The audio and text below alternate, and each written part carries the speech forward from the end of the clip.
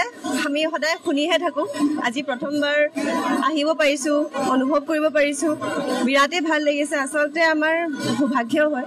যে আমি ইয়াতে আহিব পাইছোঁ গতিকে তাৰ কাৰণে হিতেশ দাক ধন্যবাদ জনাব লাগিব যে তেখেতে আমাক ইয়াত মাতিছে সেয়া আমাৰ কাৰণে বহুত ডাঙৰ কথা আমাৰ বছৰৰ মানে প্ৰথম খলি প্ৰথম আমাৰ ফেষ্টিভেল খুব ভাল যাব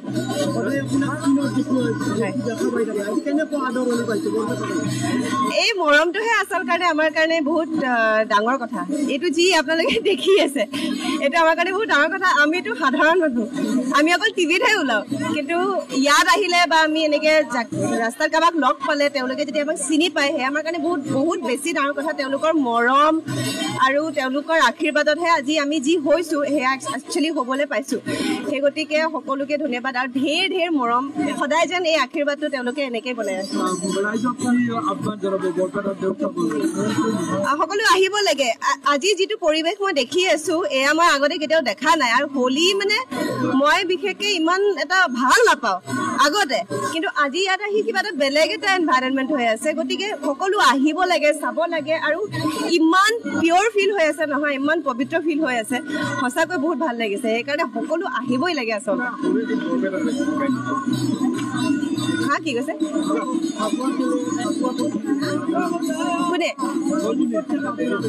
আমি মই নেখেলোৱে মই চিৰিয়েলতে খেলোঁ যি খেলোঁ তাৰ বাদে মই আজি ইয়াত প্ৰথমবাৰ আহিছোঁ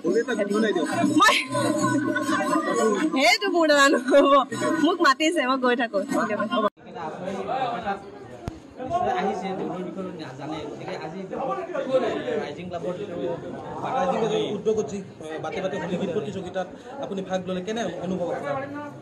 খুবেই ভাল লাগিল আৰু এই বিষয়ে মানে ইয়াৰ এই দৌল যাত্ৰাটোৰ কথা জানোৱেই সৰুৰ পৰা শুনি আহিছোঁ ভিডিঅ' দেখিছোঁ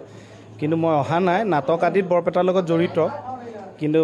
হোলীৰ সময়ত মই অহা নাই এতিয়া ভিতৰি ভাবিও আছিলোঁ যে কেতিয়াবা এইটো সুবিধা পালে মই আহিম সেৱা এটা কৰিম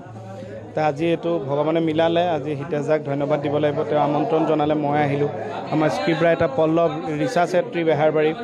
মৰ্মিদাকো লগ পালোঁ স্থানীয় ৰাইজৰ ভক্তপ্ৰাণ ৰাইজৰ যিটো উৎসাহ দেখিলোঁ আৰু বৰপেটা হোলী বুলি ক'লে চবেই জানেও যে খুবেই ভাল লাগিল ইয়াতে সমন্বয়ৰ প্ৰতীক ভক্তিভাৱৰ লগতে গতিকে আশা কৰোঁ মানুহবিলাকৰ মনটো এনেকৈ জীপাল হৈ থাকক হোলীৰ দৰে এনেকৈ কালাৰফুল হৈ থাকক থেংক ইউ